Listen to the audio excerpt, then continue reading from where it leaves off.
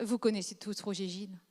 Voilà, je pense que le public nombreux, fidèle, est là pour lui. Donc, il me revient de le présenter, mais finalement, ça va être assez rapide. Professeur émérite de l'université, ancien doyen de la faculté de médecine et de pharmacie de l'université, et aussi toujours coordinateur de l'espace éthique de Nouvelle-Aquitaine. Alors, on a eu la chance déjà de recevoir Roger Gilles dans les rencontres Michel Foucault. Vous me disiez le sujet, c'était lors de l'édition In Fine, et je sais que beaucoup d'entre vous vont à nouveau l'entendre la semaine prochaine. Et merci, Monsieur Gilles, d'avoir accepté cette invitation et d'être fidèle aussi à l'université dans tous les projets que l'établissement mène. Et puis, à titre personnel, voilà, vous m'avez fait des gentils souvenirs tout à l'heure d'une thèse que j'ai soutenue il y a très longtemps. Donc, peut-être j'aurais pu, moi aussi, travailler sur la folie d'Hippocrate et sur les hystériques. Donc, ce sera pour une autre édition, mais merci d'être là et quel plaisir on a à vous écouter. Voilà. Vous avez votre micro. Merci pour votre accueil, Madame Baudiou. Bonsoir, bon après-midi à tous et à toutes.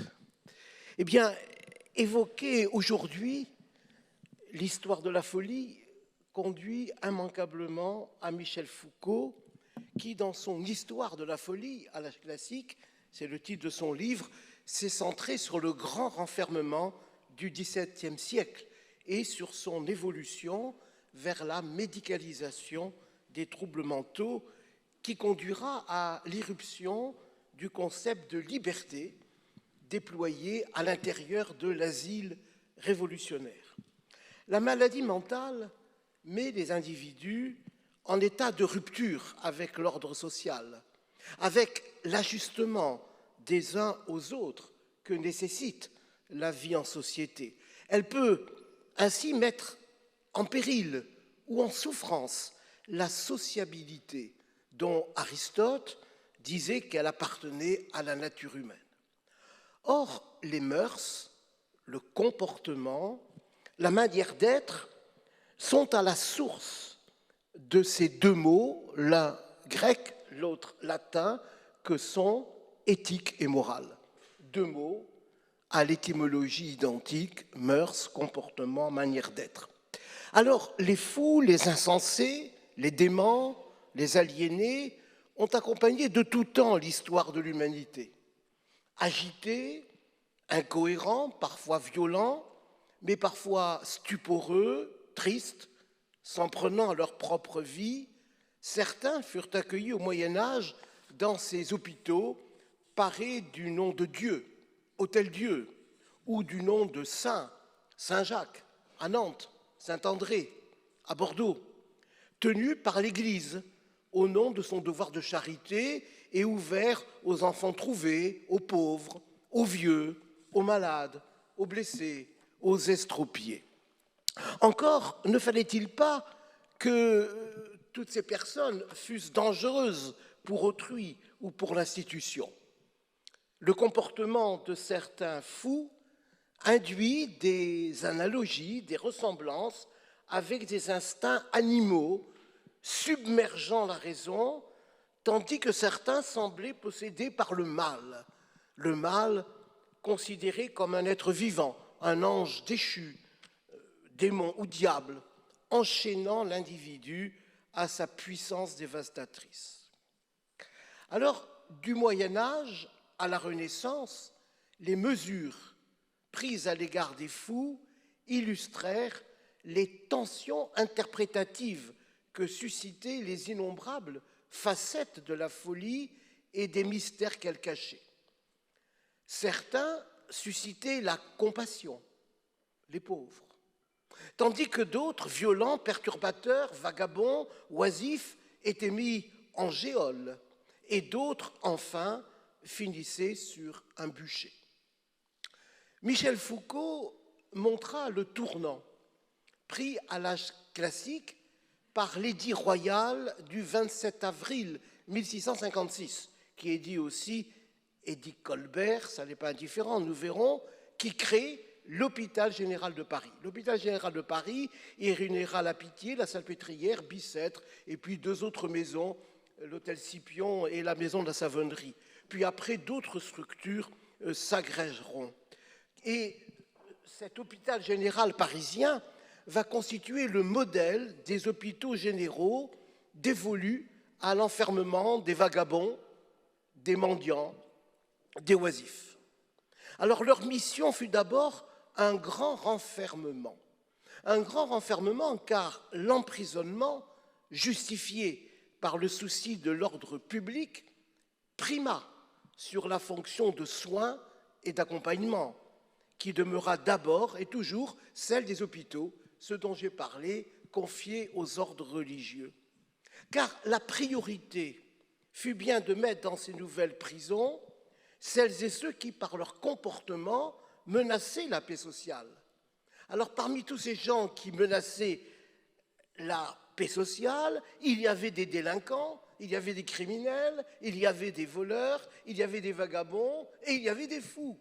Mêlés à cette foule glauque et composite de ceux qui étaient en rupture avec l'ordre social ou qui n'avaient pas su ou pu trouver une place dans la société en lui apportant quoi? Eh bien, la contribution de leur travail.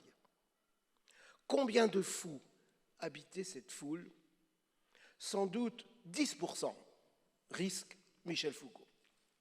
Et c'est ainsi que dès l'origine, cette foule, parce qu'elle est en rupture avec l'ordre social, avec ses normes, et coextensivement, en même temps, en rupture avec l'ordre moral. La folie acquiert ainsi le statut implicite de mal moral, de maladie morale.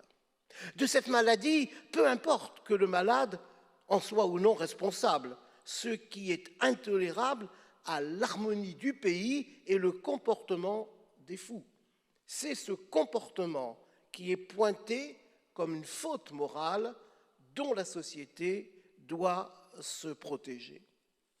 Ainsi, la distorsion comportementale inacceptable du fou, comme du vagabond, comme du pauvre, comme des malfrats, celle qui justifie pour les uns la prison, pour les autres les dépôts de mendicité, pour d'autres enfin l'hôpital général, eh bien la distorsion commune, c'est l'oisiveté, qui est la mère de tous les maux. La condamnation éthique de l'oisiveté et de la mendicité appelle tout naturellement à donner au travail valeur de châtiment, de pénitence, mais aussi de rachat. Il apparaît alors émaner de ce que Michel Foucault appelle une transcendance éthique, le salut par le travail. Il devient le remède à la paresse et au relâchement des mœurs et contraint les oisifs à apporter leur contribution à la prospérité de la cité. Le lieu n'est pas de discuter, et encore moins ici, de statuer sur la droiture des intentions des États, qu'il s'agisse de la France ou des autres pays de l'Europe occidentale.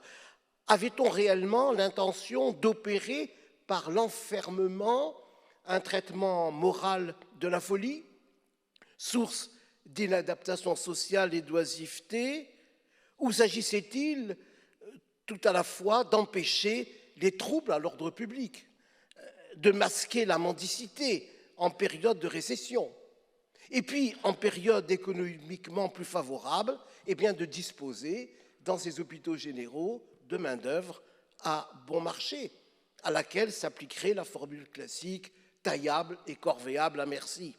Cette dimension économique de l'enfermement des miséreux et des oisifs est attribuée en France à Colbert, qui est le père de ce fameux édit. Eh bien, il n'est pas en fait propre à la France, il concerne aussi l'Angleterre, l'Allemagne, l'Espagne. Michel Foucault relate le témoignage d'un auteur anonyme. On essaya à la Pitié tous les genres de manufactures que peut offrir la capitale.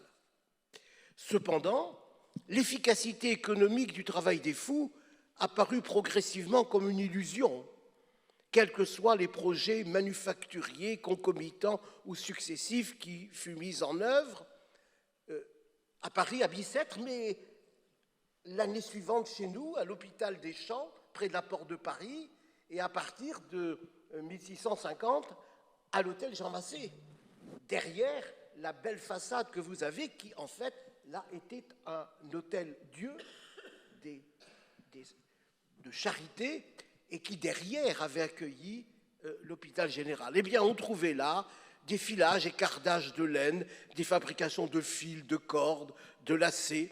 On en vint même, pour certains travaux, à remplacer les chevaux par des hommes. Par exemple, pour actionner les mécanismes permettant de remonter l'eau du gigantesque puits qu'on avait fait creuser à l'hôpital Bicêtre. On vit ainsi ce travail qui devait donner le salut, devenir économiquement inefficace et se voir remplacé par des activités occupationnelles, si bien que les désordres comportementaux des malades mentaux furent à la fin du XVIIe attribués encore, alors qu'ils étaient enfermés, à l'oisiveté. On n'arrivait pas à les faire travailler de manière productive. Évidemment, on avait confondu dans le même ostracisme, vous l'avez compris, toutes les formes de misère. Et pourtant, une discipline rigoureuse était confiée à l'autorité des directeurs qui corrigeaient les fautes et la paresse par des sanctions laissées à leur discrétion, privation de potage, augmentation du temps et de la pénibilité du travail, aggravation des conditions de détention et puis coup de nerf de bœuf.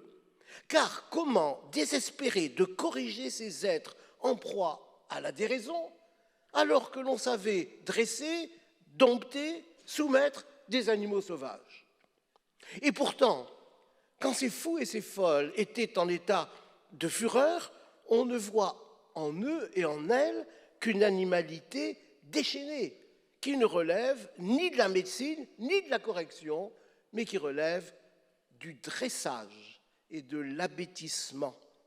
Folles et fous sont alors enchaînés à la porte de ce qu'on appelle une loge.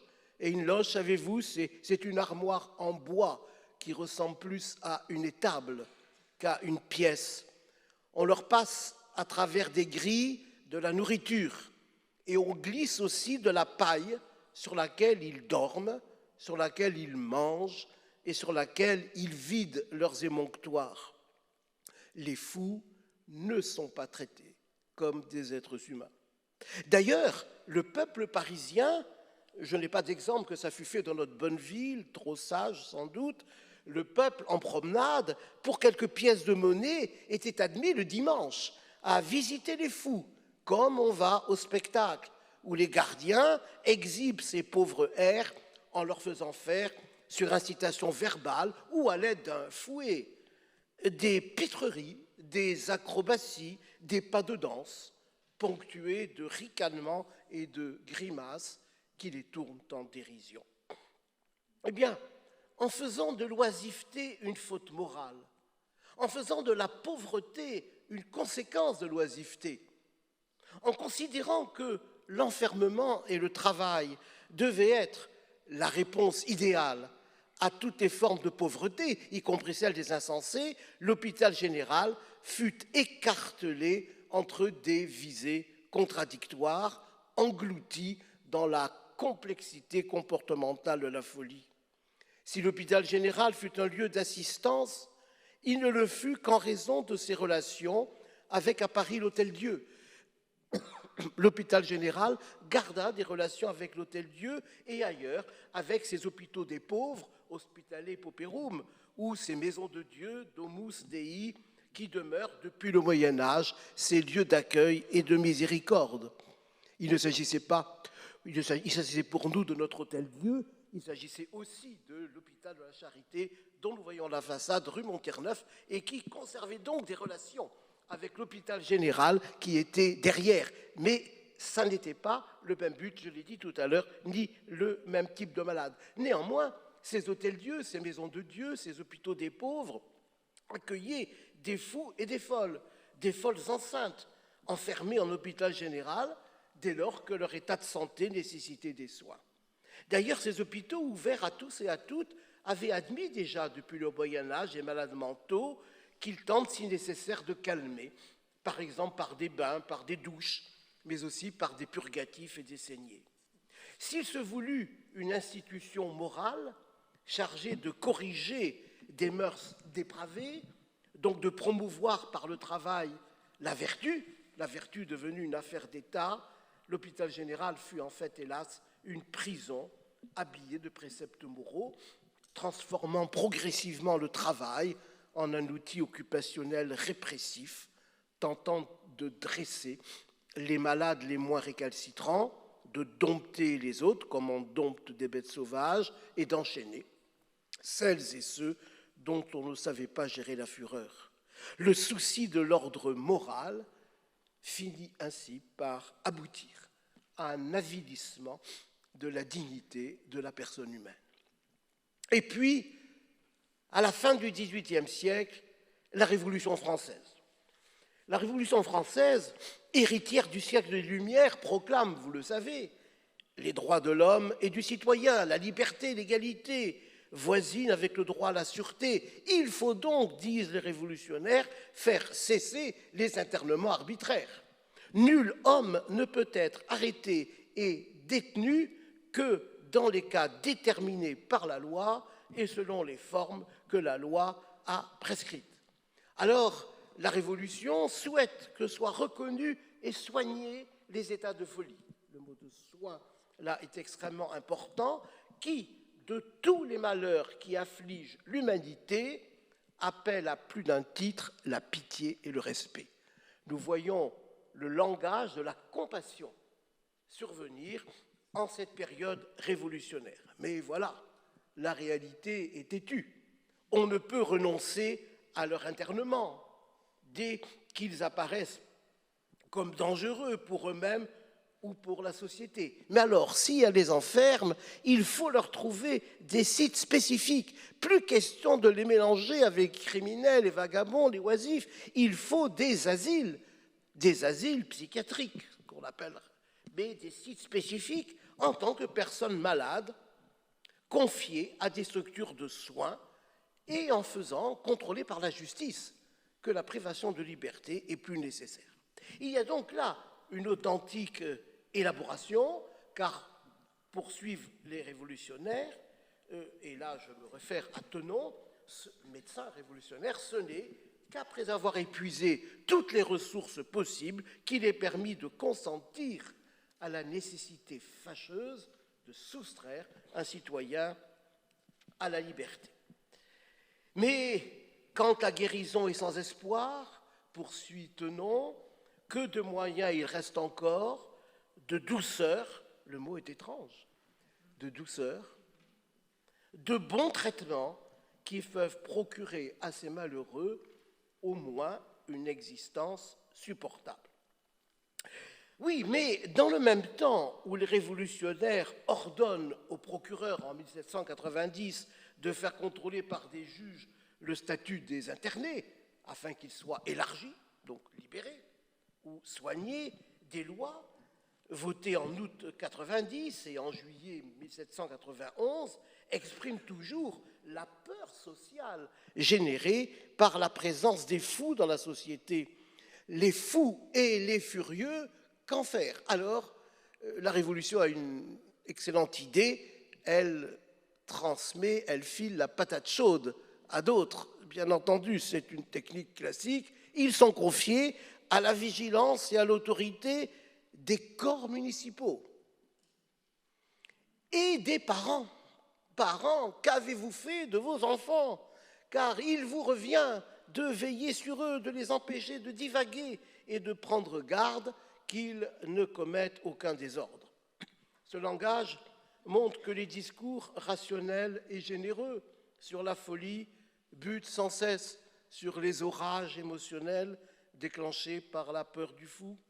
Et Michel Foucault remarque sans hésitation que par la loi qui voulut les libérer, les fous retrouvent un statut animal et redeviennent bêtes sauvages, à l'époque même où les médecins, comme Tenon, commencent à leur reconnaître une animalité douce. En supprimant l'internement, on provoqua des situations paradoxales.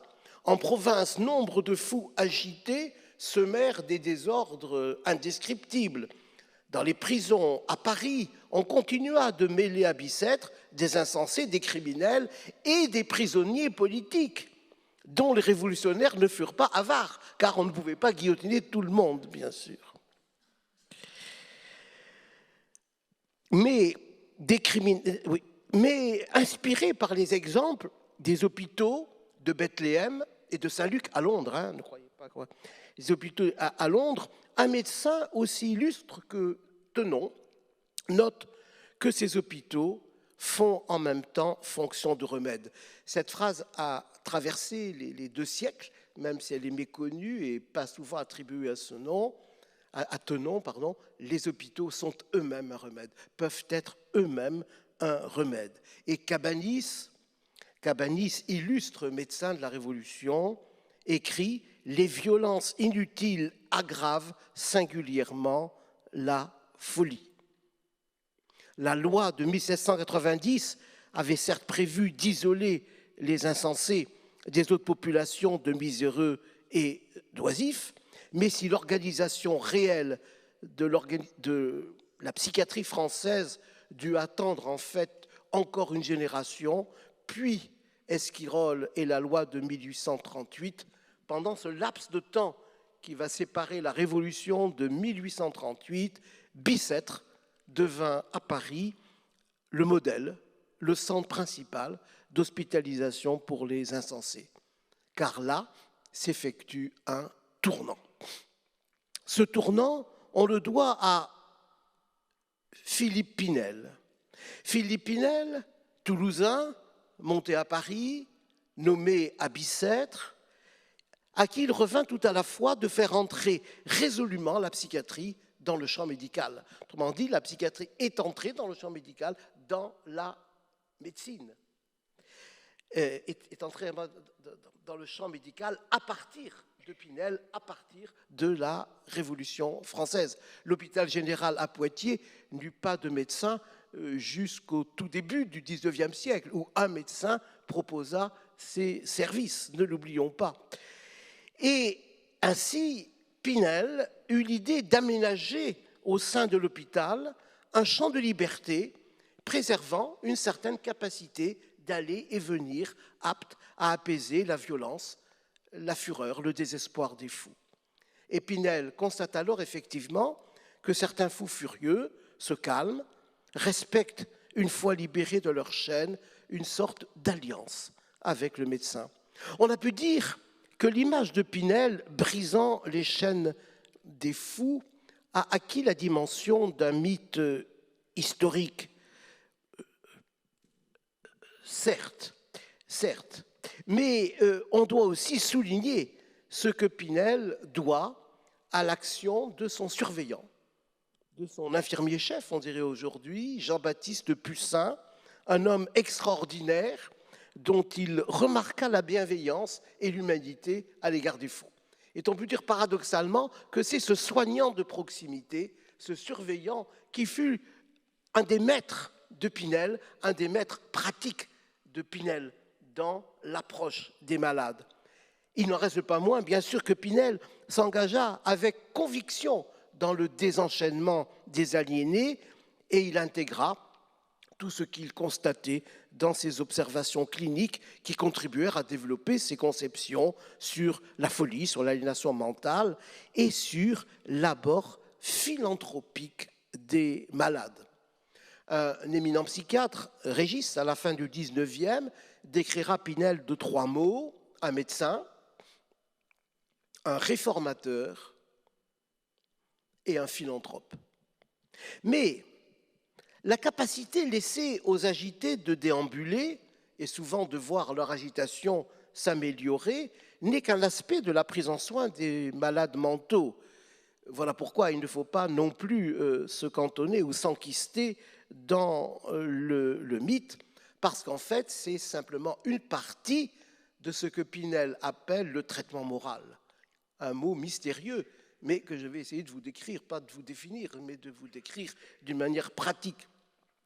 Au mauvais traitement, aux violences brutales, aux coups de chaîne, Pinel souhaite substituer l'art de consoler les aliénés. Les écrits de consolation, c'est très très beau depuis le stoïcisme, de leur parler avec bienveillance.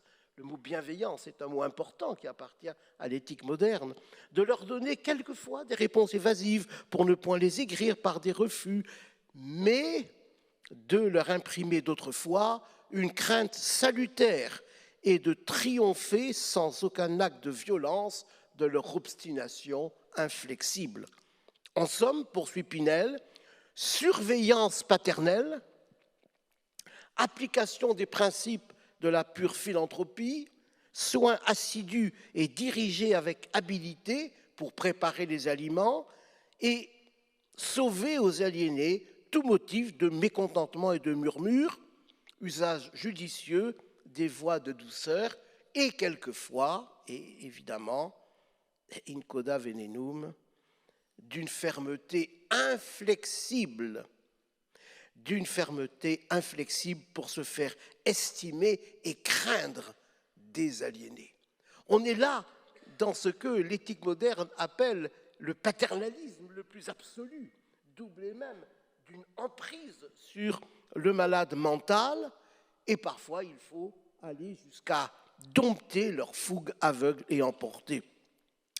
Oui, bien sûr, le traitement moral, c'est à la fois la bienveillance, mais c'est aussi l'art de subjuguer et de dompter l'aliéné en le mettant sous la dépendance d'un homme qui, par ses qualités physiques et morales, le médecin, soit propre à exercer sur lui un empire. Vous voyez bien, on a là tout le discours de la prise de possession de l'emprise. L'absence de violence n'exclut ni les menaces, ni l'intimidation, ni les sanctions, comme l'enfermement temporaire en loge. Si vous continuez, on vous enferme. Vous continuez, eh bien vous allez en loge. Ah oui, vous criez, vous voulez sortir. Eh bien vous sortirez si vous me promettez d'être gentil. Et le malade finit par promettre d'être gentil, et alors évidemment il sort. Vous voyez, ce sont des méthodes qui sont quand même des méthodes rudimentaires, jusqu'à obtenir la promesse d'un amendement des conduites de l'aliéné. Ce traitement peut entraîner ce que Pinel appelle des guérisons, ou encore le rétablissement de la raison, même s'il ne méconnaît pas des échecs. Et il y en a sans doute beaucoup qui le conduisent à recourir à des bains, à des douches, à l'opium, au camphre, à une foule de traitements divers qu'il appelle antispasmodiques, et puis il s'aperçoit aussi que nombre de malades ne pourront jamais quitter l'hospice. Alors, il ne faut pas se méprendre sur le sens de traitement moral, car dans les écrits de Pinel, on ne trouve pas trace d'une imputation de la folie à un désordre moral au sens de conscience morale. C'est-à-dire, on ne pense pas que c'est une maladie morale. Enfin, Pinel ne l'écrit pas, comme on le pensait avant. Quand Pinel définit l'aliénation, la folie, comme une lésion des fonctions de l'entendement, donc de la compréhension ou de la volonté, il cite comme cause déterminante des affections morales très vives. Alors que met-il dessous? Il met une ambition exaltée, il met le fanatisme religieux des chagrins profonds, il met un amour malheureux. Tout cela est quand même encore extrêmement confus. Le concept de traitement moral ne permet donc pas de faire de la folie un désordre éthique comme on l'avait fait auparavant, comme à l'époque classique, au cours de laquelle la lutte contre la folie procédait d'une violence répressive, on l'a vu.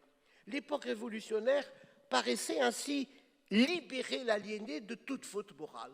Au moins, il n'est pas fautif. Aucune faute morale qui lui soit imputable et introduisait dans l'hôpital public le souci de soins, certes fermes, mais aussi bienveillants, philanthropiques. Il est vrai que la philanthropie n'excluait pas la fermeté, elle n'excluait pas, on l'a vu, des sanctions proportionnées, et longtemps persista la conviction que si l'aliéné n'a pas conscience de ses actes, la plupart savent parfaitement quand ils font mal. C'est un peu contradictoire. Ah oui, oui, ils n'ont pas conscience, mais vous savez, quand ils font mal, ils le savent. Alors il faut quand même les punir pour qu'ils ne recommencent pas. Et il poursuit, il n'y aurait ni traitement moral ni discipline si on ne leur faisait pas sentir. Le plus souvent, il suffit pour obtenir ce résultat.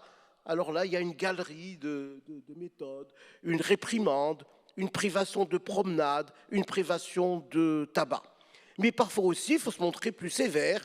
Alors, ben oui, des douches, un enfermement en cellule, et puis des camisoles de force, et puis des entraves. Alors, pas longtemps. Quel est le regard de Michel Foucault, puisque c'est au nom de lui que nous nous rencontrons, sur cette période? Eh bien, le jugement de Michel Foucault est extrêmement sévère. Il est sévère. Il relève d'abord que Pinel et la psychiatrie du XIXe siècle se feront gloire d'avoir libéré les aliénés de leur chaîne, mais les ont maintenus enfermés dans les asiles. Ben oui, c'est vrai. Mais Foucault a raison, mais pouvait-il sortir? La société n'en voulait pas dehors. Alors, comment faire? C'est exact. Mais évidemment, la société révolutionnaire, pas plus que les autres, ne tolérait que la vie de la cité soit perturbée. Par ailleurs, Michel Foucault conteste que la guérison du fou soit réellement la guérison de sa raison, alors qu'il s'agissait seulement d'obtenir sa stabilisation dans un comportement consensuel reconnu par la société. Alors c'est vrai, Michel Foucault a raison quand il dit que les guérisons invoquées par Pinel ne sont peut-être pas d'authentiques guérisons. Nous savons aussi que bien des troubles mentaux évoluent par crise, par accident, les états maniaques, les délires, mais bien sûr aussi la sagesse apparente retrouvée des malades n'était liée qu'à la peur des menaces, des punitions qui pouvaient conduire à amender les comportements et à dissimuler les délires. Si vous dites encore que vous vous prenez pour Napoléon Ier, vous irez en géole. Ah ben non, je ne suis pas Napoléon Ier, mais il le pense toujours. C'est ce qu'on appelle la dissimulation. C'est une technique qui est classique et que les délirants, car leur fonction mentale opère beaucoup mieux qu'on le pense généralement, sont tout à fait capables de nier leur délire alors qu'ils continuent de délirer, mais juste pour être conformes à ce qu'on attend d'eux. Alors c'est vrai, le but de Pinel, ça déçoit Michel Foucault, fut d'abord comportemental, obtenir du fou une conduite compatible avec les normes sociales et morales, donc avec ce qu'on appelle aujourd'hui la raison publique. Mais pouvait-il en être autrement? Michel Foucault, pourfend par ailleurs l'autorité nouvelle du médecin sur le monde asilaire, dans la mesure où il trouve, à juste titre, que le médecin, dans l'asile, et on l'a vu, devient père, il devient juge, il devient famille, il devient loi, puisqu'il fait ce qu'il veut. Oui, mais pour reconnaître que la folie était une maladie, il fallait bien passer d'abord par cette étape médicale. Alors, évidemment, toutes ces remarques de Michel Foucault ont fait qu'il a été considéré, à tort ou à raison, comme l'inspirateur du mouvement antipsychiatrique des années 60.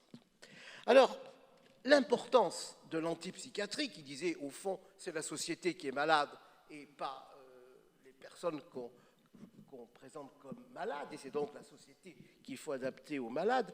L'importance de l'antipsychiatrie est dans le fait qu'elle met en doute la certitude médicale. Ça, ce n'est pas une mauvaise chose de mettre en doute la certitude médicale et de faire en sorte, effectivement, que le médecin, tout seul, n'admette pas qu'il puisse se tromper en faisant ce diagnostic. Et puis, Michel Foucault posait le problème de l'avenir. Qui va exercer le pouvoir de normalisation? Alors, le psychologue, le médecin, le psychanalyste, le psychiatre, qui aura le droit de prescrire la cure d'un malade mental? Nous sommes là dans une période extrêmement trouble. Et puis, nous avons l'impression que Michel Foucault prend de la distance et recule. Il recule d'abord en souhaitant se démarquer de l'antipsychiatrie. Pourquoi? Parce qu'on avait fait de son livre, Histoire de la folie, le manifeste de l'antipsychiatrie. Et Michel Foucault s'en défend. Il dit, quand j'ai écrit le livre en Pologne, en 1958, l'antipsychiatrie n'existait pas en Europe. Et de toute manière, il ne s'agissait pas d'une attaque dirigée contre la psychiatrie, pour l'excellente raison que je m'arrête à des faits qui se situent au tout début du XIXe siècle. En outre, déclara-t-il, quand j'avais essayé de faire l'histoire de la folie, j'avais tenté de raconter ce qui s'était passé au début du XIXe. Or, les psychiatres ont entendu mon analyse comme une attaque contre la psychiatrie. Et c'est vrai qu'il y a eu des échanges très vifs avec les grands psychiatres français des années 60, 70 et Michel Foucault. Et Michel Foucault dit, j'ai simplement fait de l'histoire, et l'histoire ne peut pas s'appliquer telle qu'elle au monde présent. Donc, Michel Foucault est resté dans son rôle d'historien philosophe, en quelque sorte, qui ne prétendait pas porter un jugement sur la psychiatrie moderne, mais qui demandait néanmoins que l'on s'inspire des leçons du passé. Et cela, évidemment, était un compromis qui, du coup, a entraîné un certain apaisement. Mais il n'en reste pas moins que le mouvement initié par Pinel vise bien à contrôler des désordres comportementaux en pratique, comme s'ils étaient des fautes morales, certes non imputables aux malades, mais qui devaient être corrigés avec bienveillance et autorité. Dès qu'on corrige, c'est qu'il y a faute. Voilà. Alors même si on dit le malade n'en est pas responsable, il y a effectivement une équivoque dans la position de Pinel. Et ces bienveillance et autorité prônées par Pinel, ce sont par ces deux termes que l'éthique est introduite dans le champ de la prise en soin des troubles psychiatriques.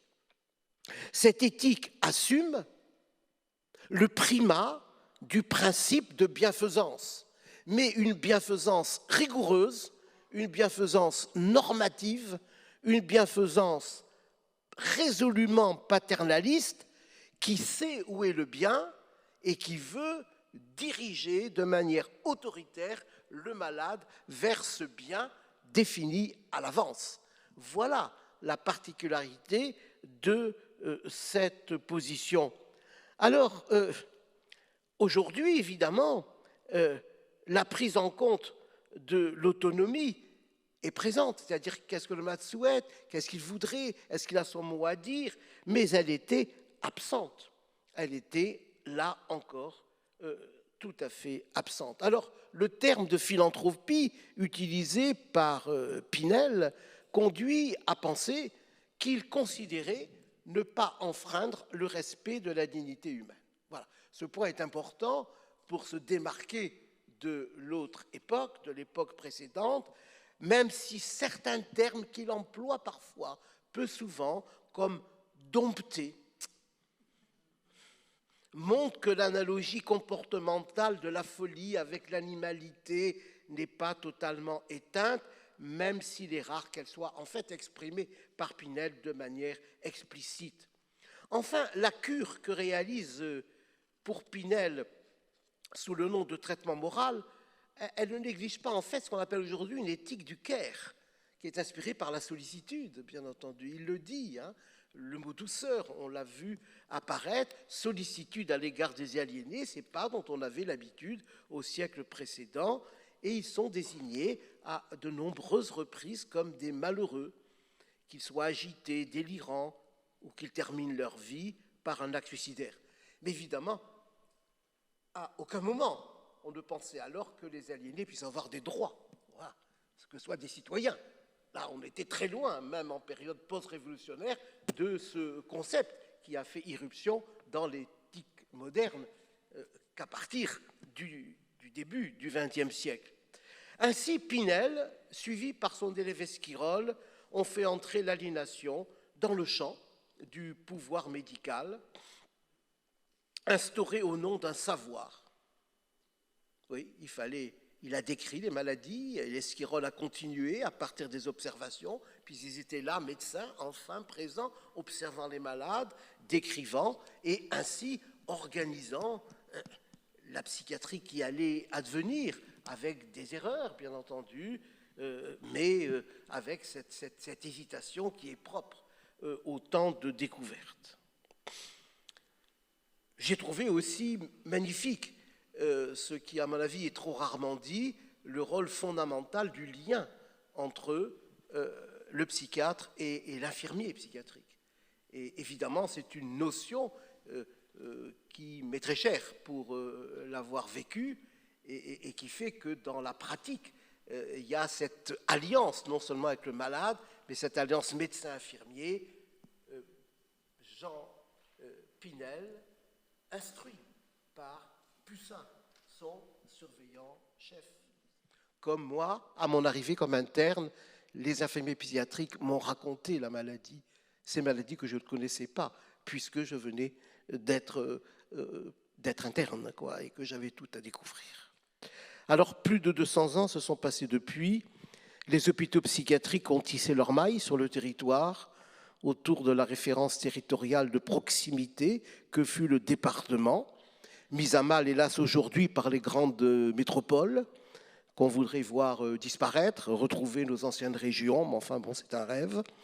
Tel fut l'objet de la loi de 1838 qui traduisit aussi la volonté de l'État de contrôler les modalités d'hospitalisation sous contrainte qu'on a appelé alors, vous le savez le mot, internement.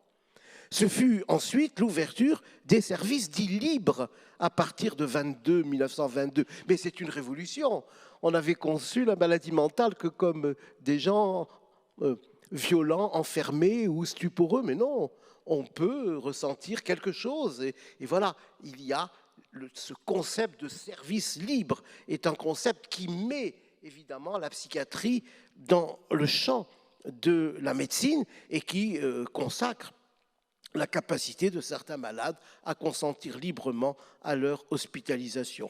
Et puis des textes publiés en 1955 et en 1960 ont permis la création de dispensaires d'hygiène mentale. Le nom a disparu, mais c'est comme ça que nous avons connu dans les années 60s, au plus près des populations, et l'organisation de la psychiatrie en secteurs géographiques intradépartementaux. Il y a eu dans la Vienne, par exemple, longtemps 3 grands secteurs géographiques où c'était les mêmes équipes de médecins et d'infirmiers qui s'occupaient de la population, à la fois à l'hôpital pour les hospitaliser, mais aussi en consultation au plus près du terrain dans les dispensaires qui étaient effectués à Châtellerault, par exemple, à Loudun, à Montmorillon, etc. Par ailleurs, évidemment, il y eut la promotion de l'autonomie. Et dans le mouvement sociétal qui voulut promouvoir l'autonomie, donc le consentement des citoyens malades, il fallut aussi tout à la fois reconnaître une exception psychiatrique, oui, trouble à l'ordre public, mise en danger de sa vie ou de la vie d'autrui, donc internement, mais améliorer encore les droits et la protection de malades faisant l'objet de soins psychiatriques, et ce fut l'objet de la loi du 5 juillet 2011. Donc là, vous voyez que nous sommes entrés dans l'époque résolument contemporaine. Alors, parallèlement à cette évolution réglementaire, la psychiatrie, certes partagée entre de nombreux courants, a tenté de trouver sa place entre le monde des sciences humaines et sociales, d'une part, et le monde de la médecine, et tout particulièrement de la neurologie, d'autre part. Elle produisit de nombreux pseudopodes, la psychiatrie, la psychanalyse, par exemple, la psychothérapie institutionnelle, la psychothérapie de soutien, les thérapies familiales, les thérapies cognitivo-comportementales, la psychiatrie biologique qui ouvre aux relations entre les modifications du fonctionnement cérébral et les troubles. L'histoire et les troubles mentaux, les liens aussi entre la génétique et les maladies mentales. Ouais. La psychiatrie, eh bien, elle connut ces tunnels éthiques, oui, des tunnels éthiques dont elle souffrit beaucoup. La pratique de la lobotomie préfrontale fut vraiment une aventure tout à fait désastreuse, dont la France fut en grande partie épargnée, mais pas tout à fait. Et puis la psychiatrie s'est dotée de traitements antipsychotiques, antidépresseurs, anxiolytiques. Aujourd'hui, elle explore les possibilités de la neurochirurgie fonctionnelle, c'est-à-dire réversible, pas des lésions comme la lobotomie, par stimulation cérébrale profonde.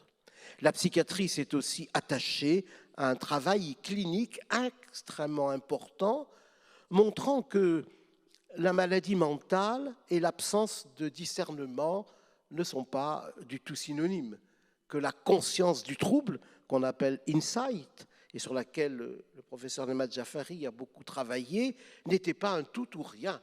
On ne peut pas dire qu'on a conscience d'être malade ou qu'on ne l'est pas. On a plus ou moins conscience. Et donc, évidemment, il y a toujours ce devoir d'accéder à la personne malade. D'ailleurs, quand on se dit être malade du corps, est-ce qu'on a bien conscience exactement de ce que c'est? La conscience n'est pas un tout ou rien. Dans ce cheminement de plus de 2 siècles, initié par la bienfaisance normative prônée par Pinel sous le nom de traitement moral, les enjeux éthiques de la folie exposent sans cesse à des tensions entre la bienfaisance, l'autonomie et le respect de la dignité de la personne humaine. En effet, tous les progrès revendiqués par la psychiatrie continuent de poser avec acuité le problème de l'acceptabilité éthique des soins sous contrainte. En bref, le problème majeur du consentement aux soins chez des malades dont la vie est exposée à des crises au cours desquelles elles n'ont pas, pendant ces crises, le discernement nécessaire pour admettre qu'elles mettent en danger soit leur propre vie, soit la vie d'autrui. Alors cette problématique peut être illustrée par 2 exemples qui sont, à mon avis, fondamentaux, la contention et le pacte d'Ulysse. Alors, nous allons essayer d'être brefs, il faudra sans doute... nous arrivons là aux aspects les plus modernes de la psychiatrie. Aujourd'hui, il y a une très grande réflexion sur la contention. La contention, évidemment, c'est d'abord l'enfermement des malades. Bien sûr, l'internement, c'est une contention. Voilà. Ben, nous l'avons connu dans les EHPAD pendant la pandémie, pour des causes liées au souci du pouvoir de protéger l'ensemble des citoyens et de protéger les malades. On voit bien que les problèmes sont récurrents. Et puis, la contention, c'est ensuite, à l'intérieur de ce lieu, la tâche du malade. Bon, l'isolement en chambre, fermer la porte à clé, voilà notre acte de la contention. Et puis ensuite, c'est quoi? Eh bien, c'est les bas-flancs, c'est attaché au fauteuil, etc. Et donc, effectivement, il y a une très grande réflexion éthique aujourd'hui sur le statut de la contention. La contention fait donc l'objet de recommandations très précises, qu'il est inutile de détailler, mais enfin, on ne prescrit une contention que pour une durée très courte, en renouvelant la prescription. Mais ces recommandations, pour louables qu'elles soient, recommandations éditées et dictées par la Haute Autorité de Santé, ne doivent pas, à mon sens, faire croire que la contention est éthiquement acceptable. Pourquoi? Parce que l'éthique ne peut pas être que l'application passive de règlements, de recommandations, de protocoles, comme si nous étions des Playmobil agissant mécaniquement, ne disposant pas de notre propre capacité d'analyse et de discernement. Il me semble que la contention est toujours une transgression éthique, mais que parfois nous devons avoir l'humilité d'accepter que nous transgressons l'éthique.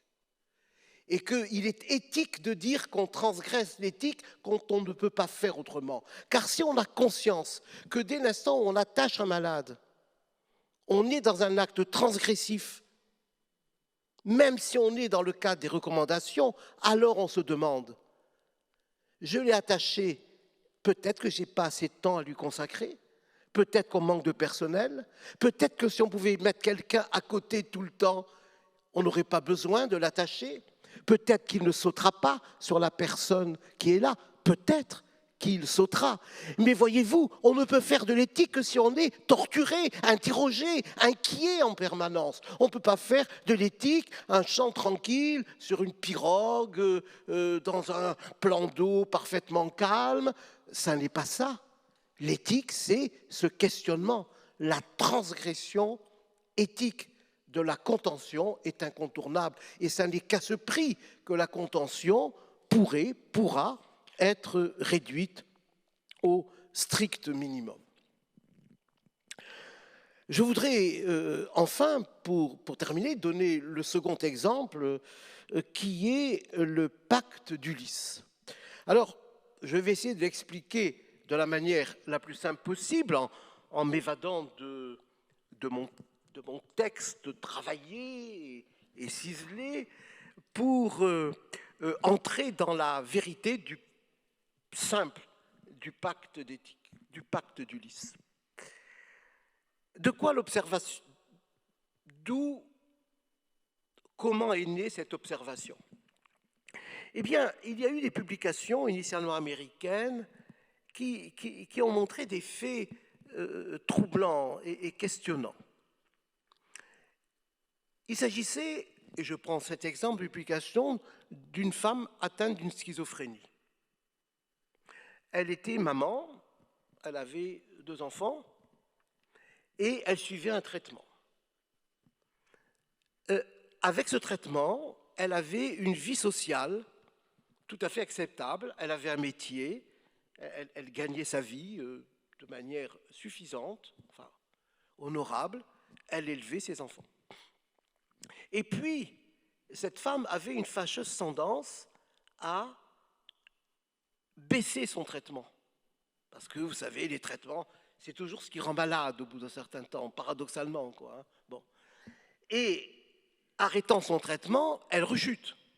Une fois qu'elle rechute, eh bien, elle rentre dans un grand délire, elle ne veut plus être soignée, elle doit être internée, et puis, elle est soignée, elle s'améliore à nouveau, et puis, quand elle revient en quelque sorte à son discernement habituel, elle réalise la catastrophe, son métier perdu, ses enfants placés.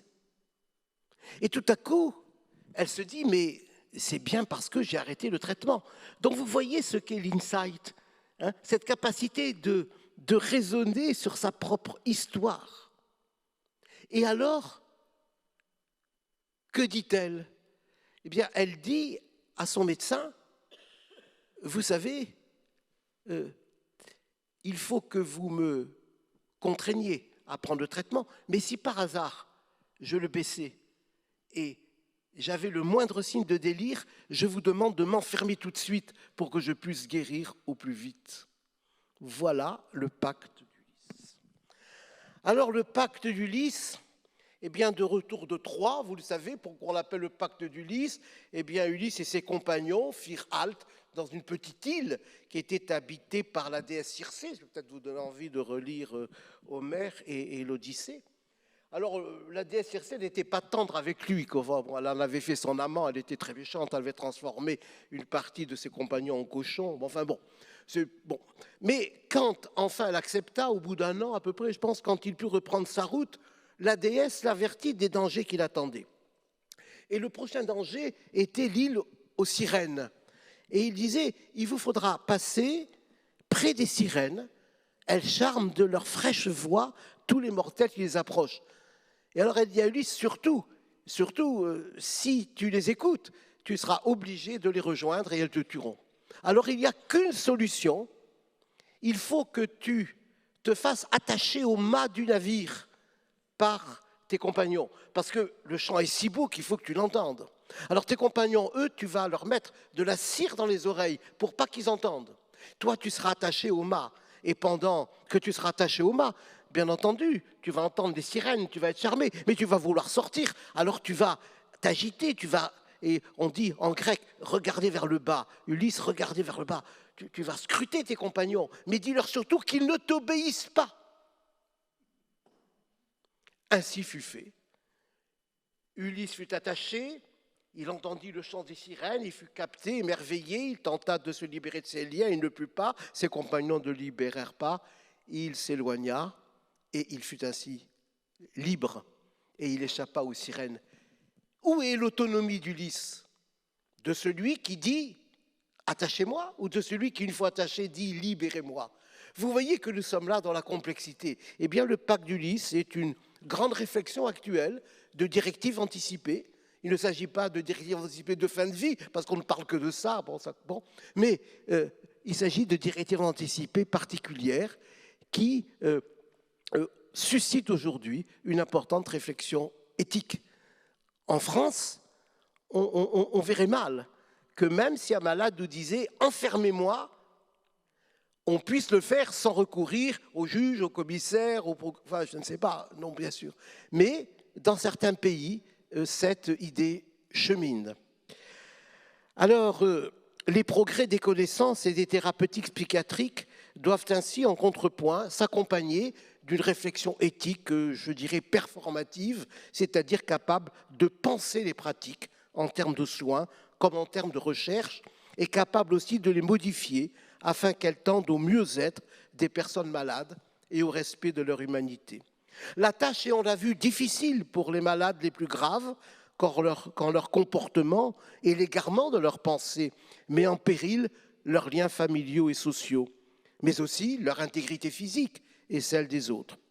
L'éthique incite sans cesse à inscrire la relation de l'équipe médicale et du malade dans une alliance qui lui permettra de faire entendre sa voix, quelque obscurcie qu'elle paraisse. À ce titre, la quête du consentement ou de l'assentiment, même si elle est mise en échec, témoigne, en dépit de ses insuffisances, de sa complexité. Cette quête, ce souci de recueillir un brin de consentement témoigne d'une sollicitude. Et c'est finalement la sollicitude, cette manière, dit le mot latin, d'être tout remué en soi, qui peut être l'affect mobilisateur d'une psychiatrie humaniste, attentive à une éthique de la personne. Merci de votre attention.